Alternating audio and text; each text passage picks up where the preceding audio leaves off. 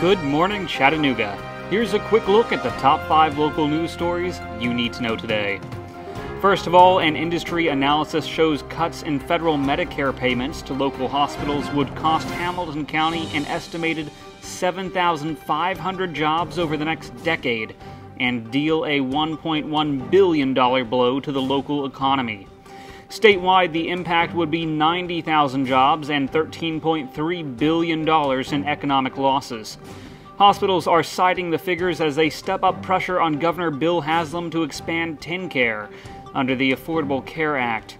Tennessee Hospital Association President Craig Becker said last week, quote, "Tennessee's hospitals are entering a serious fiscal crisis, the likes of which we have never seen in our history."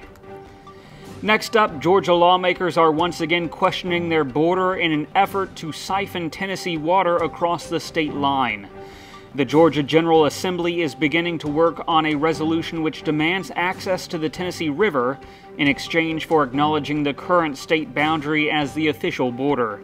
Tennessee lawmakers say they're not taking the idea seriously, but for Georgia, it's a matter of honor. The current boundary does not reflect the line agreed upon in 1818, a line which would have given Georgia rights to the river. Ooltewah Elementary School is about to become the largest elementary school in Hamilton County, and if all goes according to plan, at some point all local elementary schools will be just as big. Officials argue that one school for 1,000 children is cheaper to build and operate than 2 schools for 500 students. But some education researchers say the savings come at a high price because the more students in a building, the worse they perform. When it opens in August, Ooltewah Elementary will hold 1,100 students at full capacity, twice the size of the average elementary school here.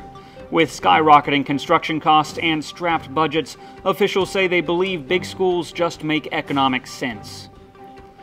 2 years after the money ran out on a new lock for Chickamauga Dam, key components for the new lock are still being delivered for the Chattanooga project, with funds from the 2009 federal stimulus package. Barges recently delivered more than 100 concrete sections that will form the walls of the new lock, provided that Congress can find another $510 million to complete the stalled project. Resuming construction of the new lock may take a while since the cost of the project has grown.